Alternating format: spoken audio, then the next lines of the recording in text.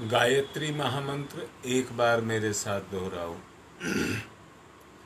ओम भूर्भुवः स्वः तत्सवितुर्वरेण्यं भर्गो देवस्य धीमहि धियो यो नः प्रचोदयात्। कल बात चल रही थी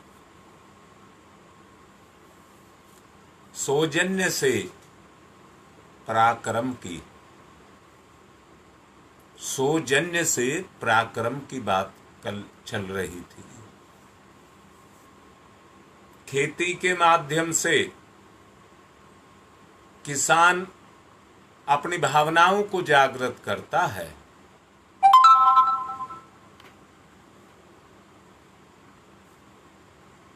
हमारी संस्कृति ने मानव को 4 भाग में बांट करके रखा था। वो जाति नहीं थी, धर्म के 4 चरण थे।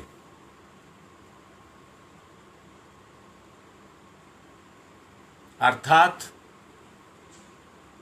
धर्म, अर्थ, काम, मोक्ष, जिस तरह से ये 4 मिलकर के मुक्ति की तरफ लेकर के जाते हैं, ऐसे ही समाज को पूर्णता की तरफ ले जाने के लिए 4 वर्ण बनाए गए थे: ब्राह्मण, क्षत्रिय, वैश्य और शूद्र।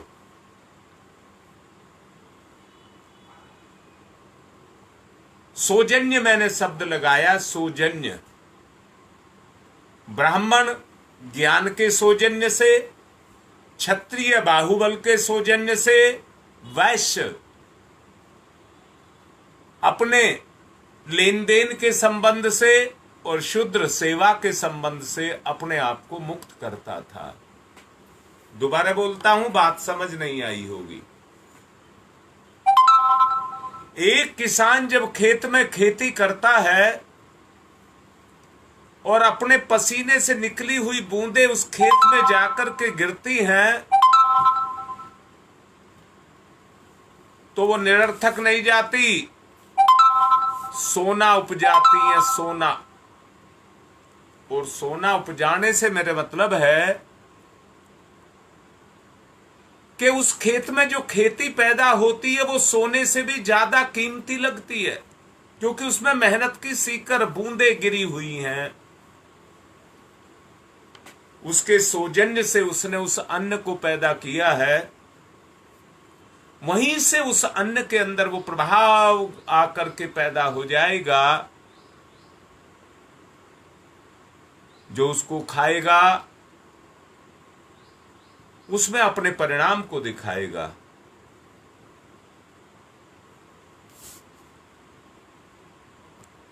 अकेला श्रम निरर्थक है। आदमी के पास प्रचुर मात्रा में समय है। श्रम का मादा कम ना हो, उसके प्रति हमारी तन्मयता हो।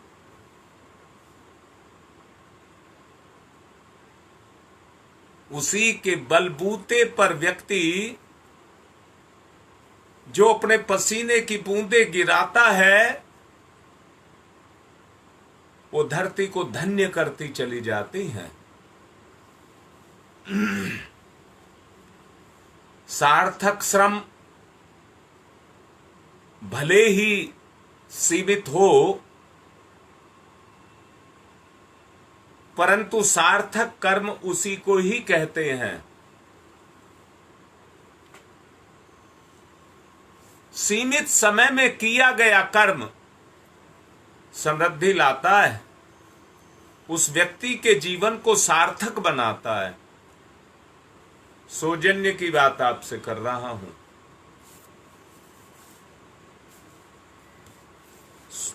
देखा गया है,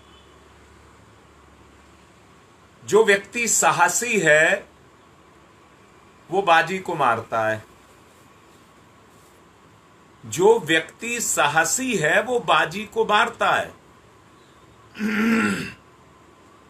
आलसी व्यक्ति भाग्य की दुहाई देते रहते हैं।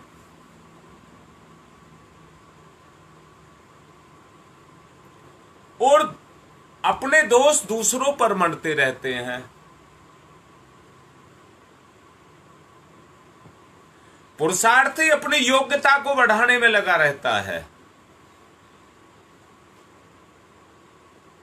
चंचलता को अपने पास फटकने नहीं देता, जीवन में स्थिरता को स्थान नहीं देता। जिस काम को हाथ में लेता है उसे प्रतिज्ञा पूर्वक पूरा करता है। परम पूज्य गुरुदेव ने कहा है, असफलता का जो अर्थ है वो पूरे मन और पूर्ण श्रम से कार्य नहीं किया गया। पूरे मन से और पूर्ण श्रम करके कार्य नहीं किया गया। जो इस तथ्य को जानते हैं वे सफलता मिलने पर निराश नहीं होते।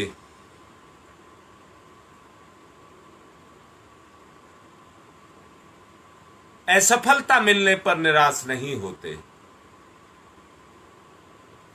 असफलता या सफलता ये तो खेल है। असफलता का मतलब है कि सफल होने के लिए जितना काम होना चाहिए था उतना नहीं किया गया। असफलता हमें इस बात को सिखाती है कि हमें उतना काम करना चाहिए जिससे हम सफल हो जाएं। ऐसा व्यक्ति असफल होने के बाद दूने मनोयोग से काम को करता है, अपने मनोयोग को बढ़ाता है, सिद्धि को प्राप्त करता है और सारे सुखों को पाता है। जिस काम को कर लेता है कर्म उसकी मुट्ठी में रहता है। कर्म उसकी मुट्ठी में रहता है।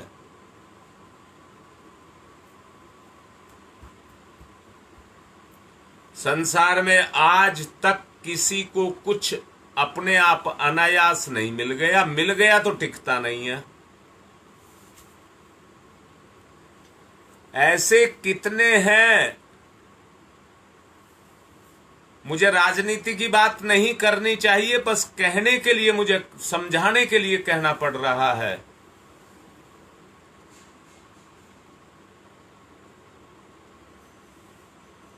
इंदिरा गांधी एक्सपायर हुई, उनका बेटा विदेश में था, राजीव गांधी। विदेश से लाकर के उसको सीधा प्रधानमंत्री की गद्दी पर बैठा दिया गया। इतने भाग्यशाली को मुश्किल ही कोई बिरले होते हैं। परंतु मैं प्रधानमंत्री की बात नहीं कर रहा हूं। अपने जीवन में पूरे मन के साथ श्रम को करता हुआ कोई भी व्यक्ति सफलता के किसी भी चरम बिंदु तक पहुंच सकता है। अब मैं फिर से लौट करके आध्यात्मिकता पर आना चाहूंगा। विश्वरथ जो एक राजा थे,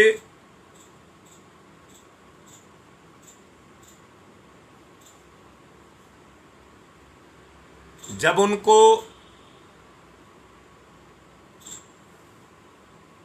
अध्यात्म का बाण लगा तो विश्वरथ से विश्वामित्र बन गए।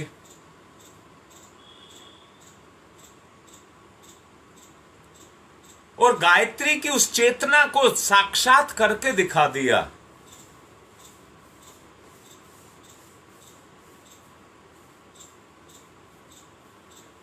परम पूज्य गुरुदेव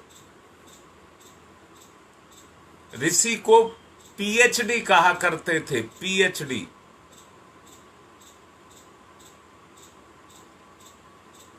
जो मानव योनि में पीएचडी है वो ऋषि है। इसलिए संसार में किसी को अनायास नहीं मिला है। इसलिए किसी को दोष देना, ईर्ष्या करना, उसकी अपेक्षा सफलता के पथ को पहचानना है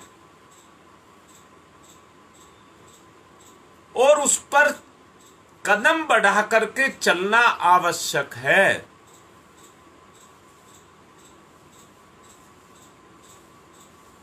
आशा और विश्वास,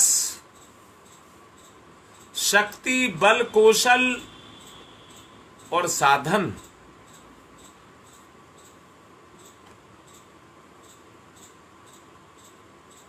ये जो संपदाएं हैं, ये दुनिया में किसी चीज की कोई कमी नहीं है।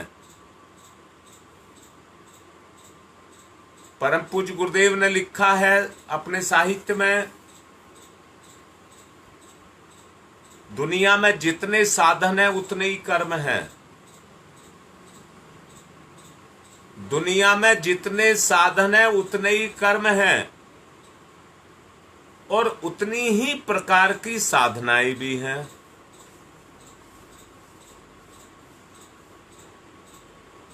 हर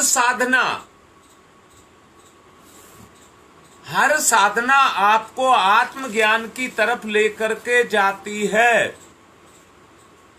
वो सब साध्य हैं, जितने साधन हैं वो सब साध्य हैं। अरे कोई ना कोई उसका प्रयोग तो करता ही है। जैसे एक किसान खेती के लिए हल चलाता है, एक लोहार किसान के लिए फाली बनाता है, एक बढ़ई उसकी हलस का इंतजाम करता है, एक धोबी उसके लिए कपड़े जुटाता है, एक नाई उसके बाल बनाता है, एक ड्राइवर उसके लिए गाड़ी चलाता है।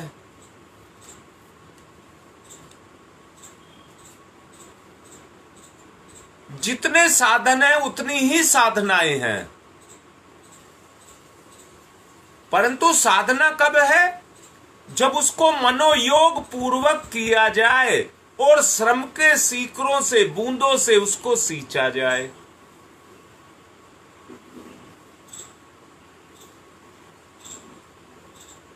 यदि साध्य केवल आत्म शांति पाना चाहता है तो उसे सत्य और विश्वास के साथ उस कर्म को करना होगा। आज संसार में व्यापार के बहुत सारे माध्यम हैं, परंतु वो सब वैभव बढ़ाने के लिए हैं।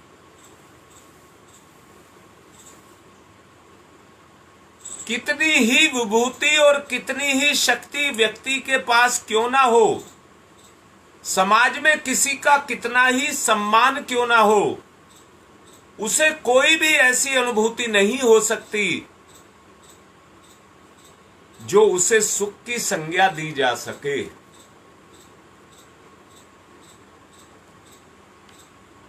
व्यक्ति अगर आत्म शांति को पाना चाहता है तो उसे कर्म को उसी आधार पर करना पड़ेगा।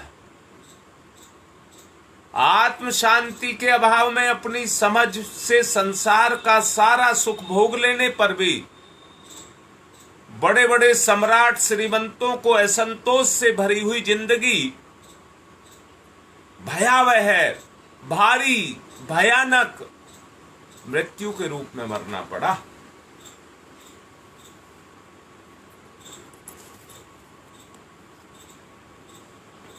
वो कहते चले गए इस बात को कि वास्तविक जिंदगी ये नहीं है, क्योंकि श्रीमंत और राजा, उनके तो सारे साधन उनके थे, पूरा देश उनका था।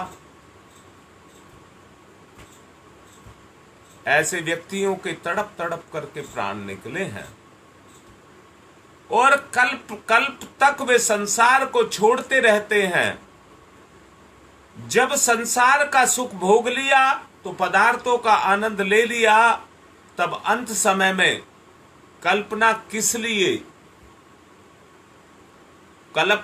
लिए है, इससे एक ही बात स्पष्ट होती है कि व्यक्ति की आत्मा में संतोष होता, जो जीवात्मा को रह रह करके संसार की ओर धकेलता है, उस संतोष को पाने के लिए अगर आत्मा संतुष्ट हो गई होती तो बार बार धकेलने की, असंतोष की जो प्रक्रिया है वो खत्म हो गई होती,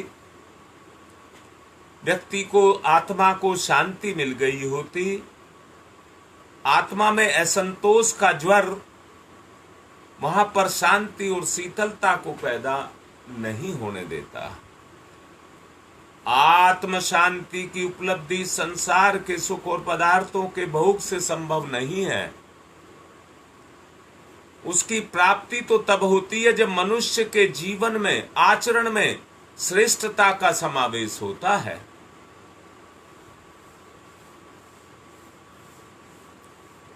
श्रेष्ठ आत्मा वाले व्यक्ति कितने ही गरीब और एकांकी क्यों ना हों, उन्हें असंतोष की यातना को सहन नहीं करना पड़ता। इस संबल के आधार पर वे अभावों से भरा हुआ जीवन भी शांति के साथ जीते हैं और संतोष को प्राप्त करते हैं। उन्हें किसी तरह का मन संताप नहीं सताता।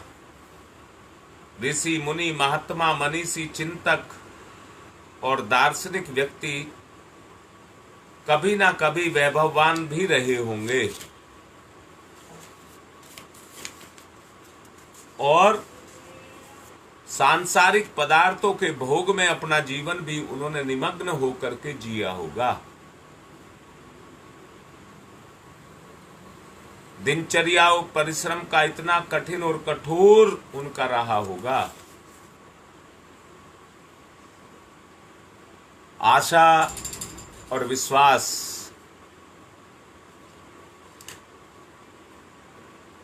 ये दो संबल हैं आदमी के जीवन में, दो संबल। सुखी रहना चाहते हो तो उन्नतिशील आपको बनना ही पड़ेगा। धनवान नहीं कहा है मैंने, उन्नतिशील कहा है। पुरुषार्थी रहे, साहस रहे, उनको अपनाया जाए और आदमी श्रम करे तो मन को प्रक्षुब्ध जो क्षमताएं हैं वो जगेंगी और एक सही उद्देश्य में जाकर के लगेंगी।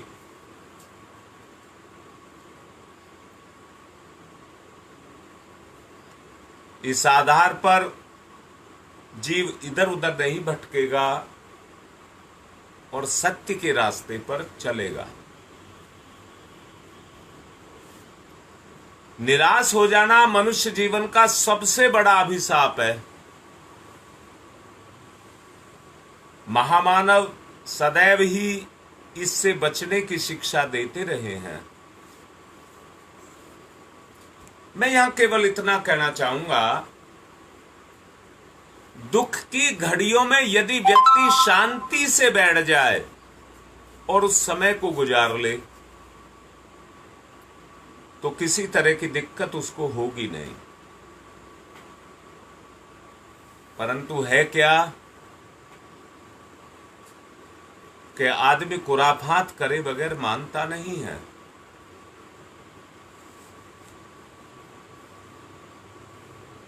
कुछ ना कुछ खुराफात वो करता ही रहता है।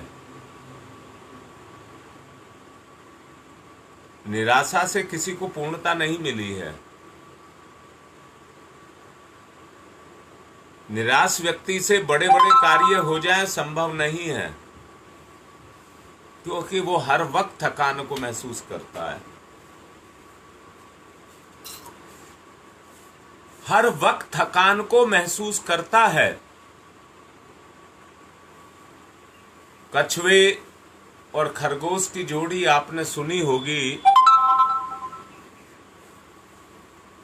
तेज दौड़ने वाला, छलांग लगा करके चलने वाला कछुआ हार गया और धीमी गति से चलने वाला खरगोश जीत गया,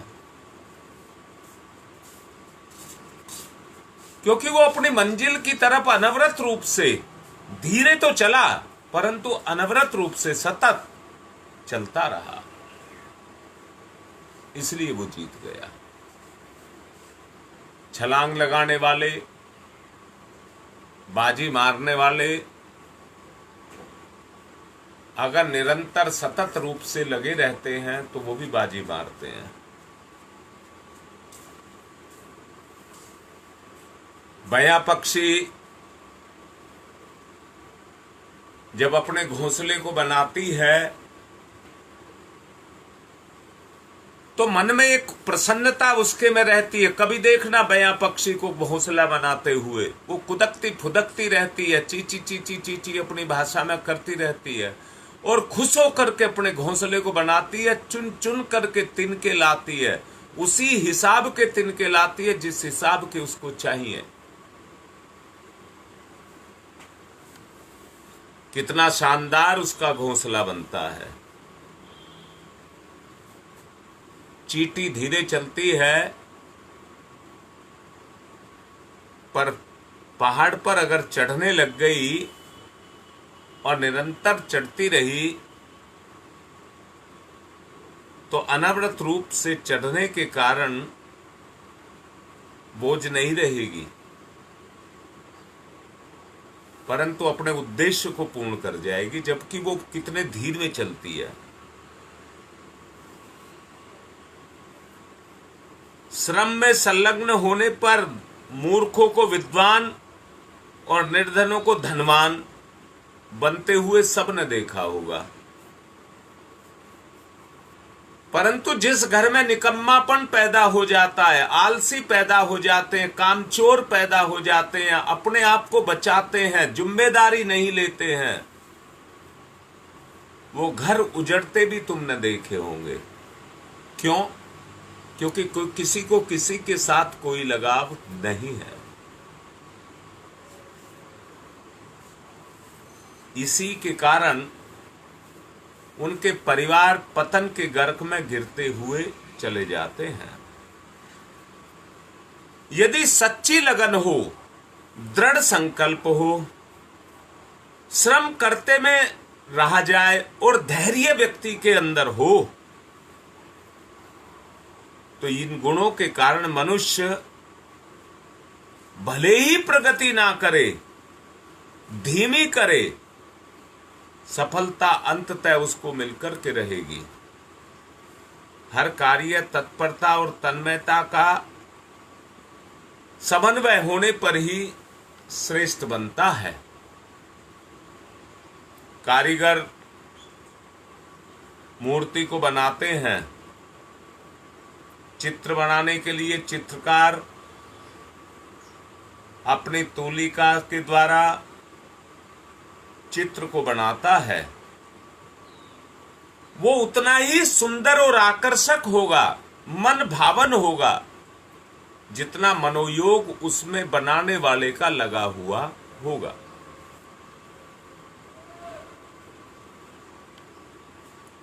परीक्षा में सफलता भी इसी आधार पर मिलती है। व्यक्ति के कार्य का एक से होते हुए भी उनकी प्रणति में भिन्नता पाई जाती है,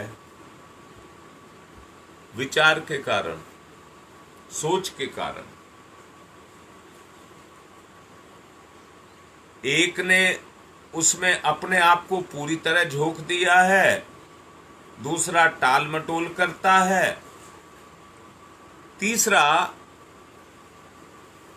अपनी दौलत का प्रदर्शन करता है। परंतु करने वाला कभी निराश नहीं होना चाहिए। वो कर्मयोगी की तरह से कर्म में निरंतर लगा रहे, उसके हाथ में जो काम आए वो निश्चित ही उसे पूरा करना चाहिए।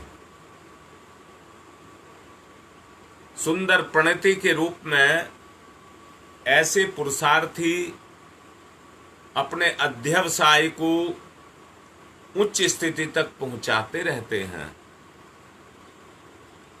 योजनाबद्ध दिनचर्या को अपना करके जो अनवरत रूप से परिश्रम करते रहते हैं, उनका स्वास्थ्य सुदृढ़ बना रहता है और खाली समय में भी वो अपने लिए कोई ना कोई कर्म का रास्ता ढूंढ लेते हैं।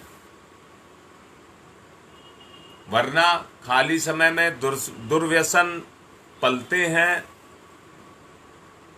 और मस्तिष्क के लिए कुछ ना कुछ अनुपयुक्त सोचने लग जाते हैं।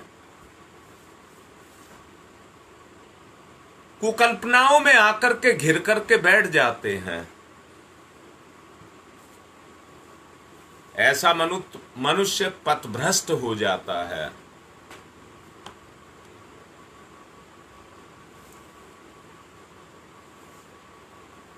चंचल मन वाले, अनियमित जीवन क्रम अपनाने वाले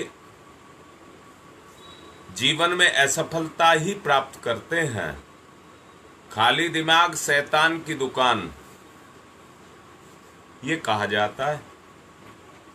जो सत्य है, यदि उसे मन को सही दिशा दे सके और सही दिशा में नियोजित कर सके तो वो जाने कहां का कहां पहुंच जाएगा, वरना भटकता हुआ फिरेगा। व्यक्तित्व अनगढ़ बनता है। मन को इसलिए काम में लगाना पड़ता है कि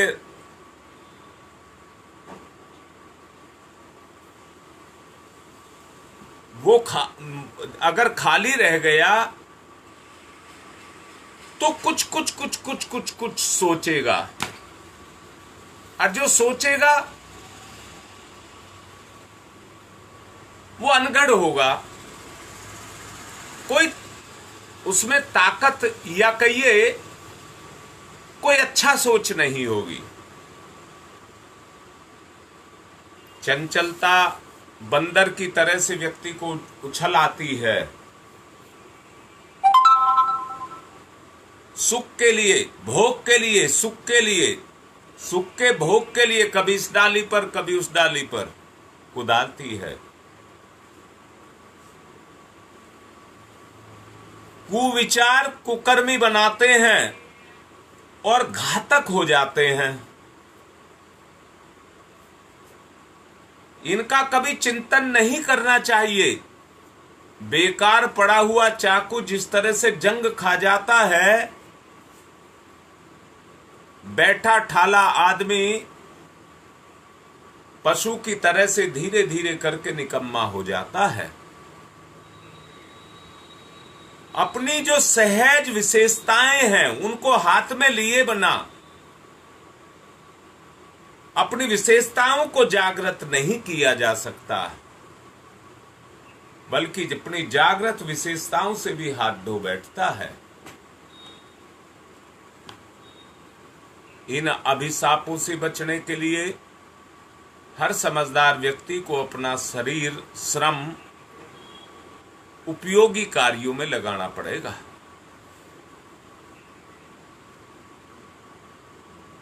मन को सद्विचारों से स्वाध्याय और सत्संग के सहारे कार्यरत करना जिन्हें आ गया, जो कामों को मनोयोग पूर्वक करने लगे, उसका स्वरूप प्रशंसनीय बन जाएगा, प्रशंसनीय बन जाएगा। इसके विपरीत उपेक्षा और अनमनस्कता पूर्वक किए गए जितने भी काम होते हैं वो बेतुके कर्म कहलाते हैं। बेतुके कर्म कहलाते हैं। उनसे वैसा लाभ नहीं मिलता जैसा कि मनोयोग पूर्वक किसी काम को किया जाए उससे मिलता है। मैं यहां एक बात कहूंगा,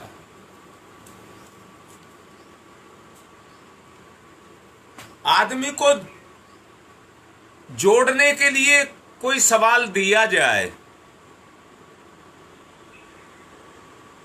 तो वो सहज इसमें समझता है कि सवाल के साथ कैलकुलेटर भी दे दिया जाए। मैं मानता हूं कि कैलकुलेटर के द्वारा कम समय में वो उस जोड़ का सही उत्तर दे देगा। अगर उंगली सही पड़ी है कैलकुलेटर के बोर्ड पर तो उत्तर कभी गलत नहीं होगा। परंतु दूसरी बात कह रहा हूं, उसी सवाल को अपने हाथ से, बुद्धि से जोड़ करके अगर उसका उत्तर निकाला जाए, हो सकता है उसमें गलती रह जाए कहीं, परंतु याद रखना उसका फल बड़ा सहज स्वरूप होगा, शांति दिलाएगा। यहां एक बात और कहता हूं, कंप्यूटर या कैलकुलेटर से किए गए सवाल अगर उन पर उंगली उठा दी जाए, सवाल का सही हल निकालने वाला बच्चा कैलकुलेटर से या कंप्यूटर से जिसको निकालता है उसका आत्मविश्वास नहीं जगता, जिसको कॉन्फिडेंस कहते हैं, वो नहीं जगता है। अगर आपने उसको किसी तरह से गलत बता दिया तो वो पूरी दृढ़ता के साथ ये नहीं कह सकता कि मैंने गलत नहीं किया है।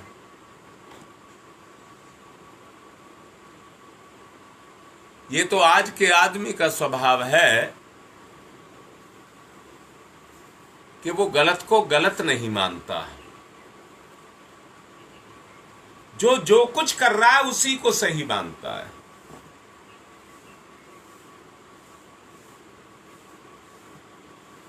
मैंने श्रम सीकरों की बात आपसे की थी। आदमी फेल भी हो गया परंतु उसने खून पसीना एक करके मेहनत की है तो वो फेल होकर के भी सफल है।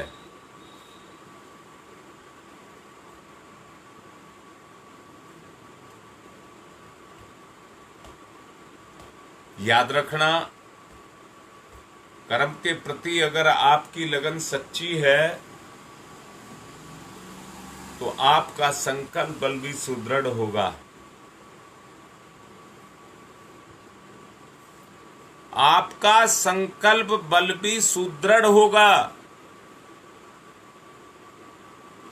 जिसको आत्मविश्वास कहते हैं, जो कार्य अपनी बुद्धि, अपने मन से और अपने हाथ से, अपने श्रम से किए जाते हैं, उसका प्रभाव ही अलग होता है।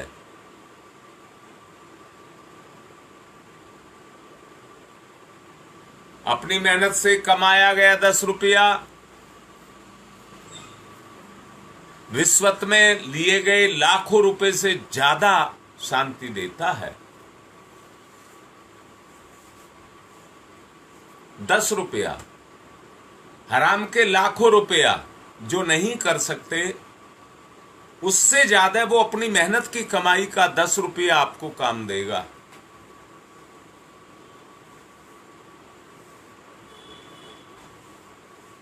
लगन सच्ची होनी चाहिए बस, चाहे धीमी हो कोई दिक्कत नहीं, धीमी की कोई दिक्कत नहीं है।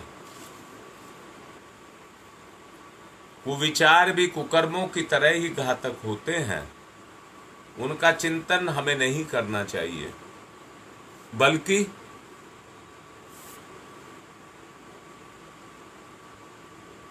हमें अपने आप को सही समय पर सही कार्य में नियोजित करके रखना चाहिए।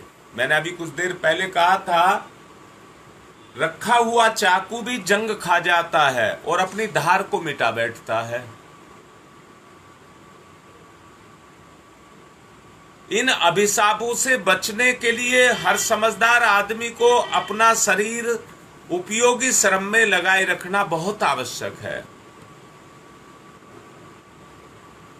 सोचो, मन को सद्विचारों से स्वाध्याय और सत्संग के सहारे क्रियारत होते हुए देखा गया है। वो क्रियाशील रहते हैं। आदमी स्वाध्याय करता है, सत्संग करता है, भजन पूजन करता है और भी कितने सारे काम करता है, परंतु वो कर्म की औपचारिकता को, मैंने कहा अभी कुछ देर पहले कहा था, अकेला श्रम निरर्थक होता है।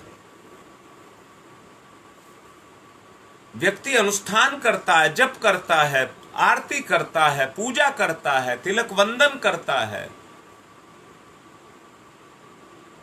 परंतु भावना उस स्तर की ना होने के कारण वो अटका रह जाता है। योजनाबद्ध दिनचर्या अपनाकर जो अनवरत रूप से परिश्रम करते रहते हैं, उनका स्वास्थ्य सुदृढ़ और बुद्धिमान बना करके रखती है। बुराइयों से बचे रहने पर जो व्यक्ति को अवसर मिला है, उस अवसर का पूर्ण लाभ व्यक्ति नहीं ले पाता। मन मस्तिष्क तो सबको मिले हैं,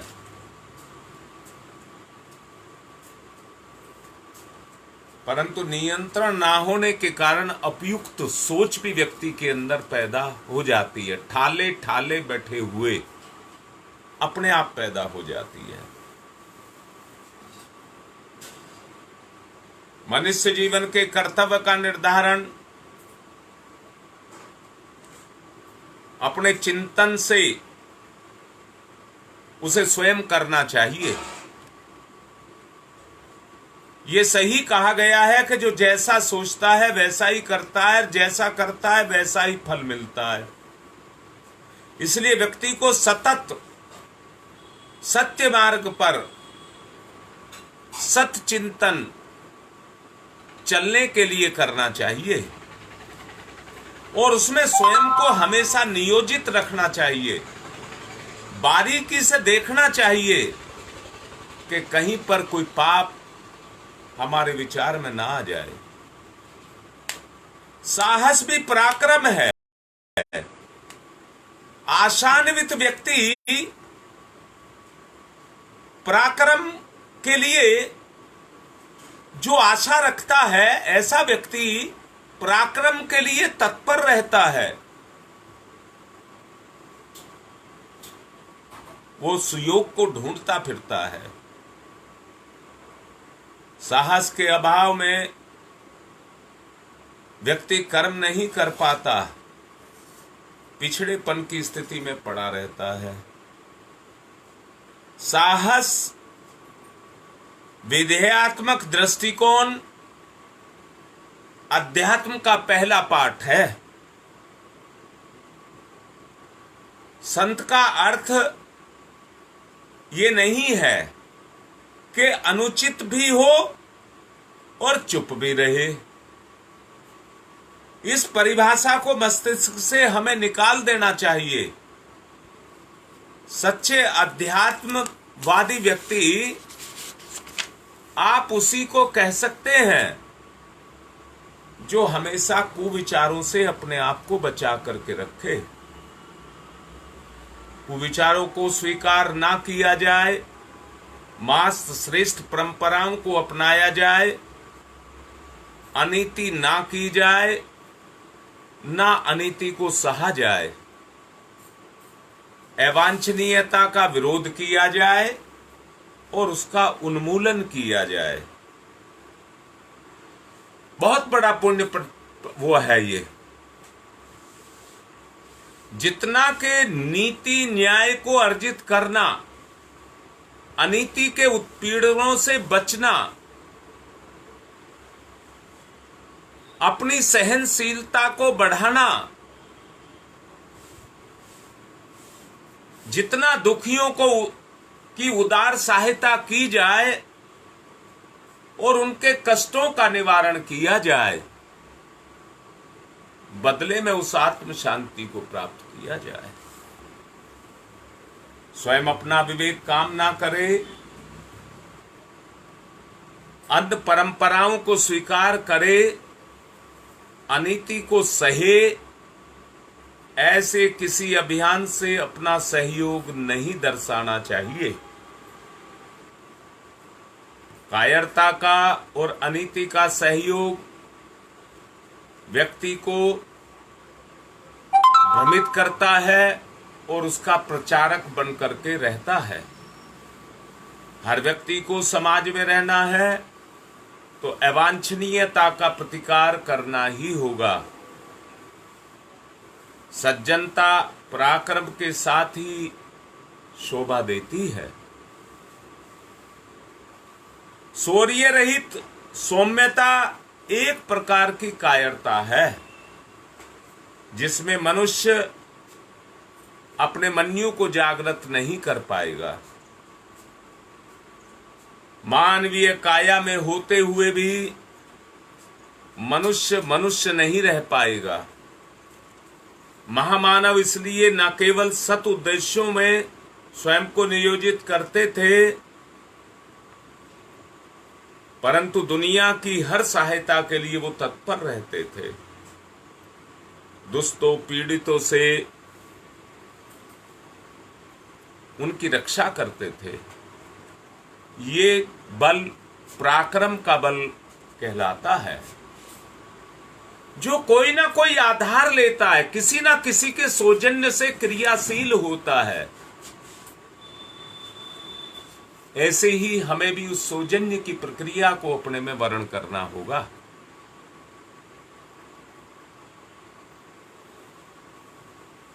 समय पूरा हो चुका है। सबसे प्रार्थना है 14 तारीख से 18 तक कोनिया क्षेत्र में प्रज्ञा पुराण कथा है, जिसका आज वहां पर भूमि पूजन है।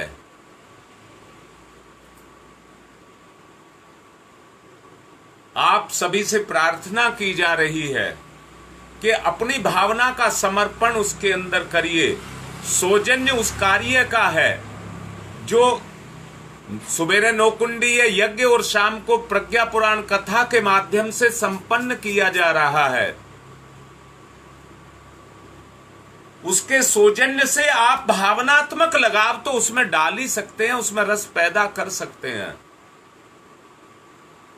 भावना का रस, आपकी भावना का रस अगर उसके अंदर पड़ गया तो निश्चित रूप से जानना कार्य सफल हो जाएगा।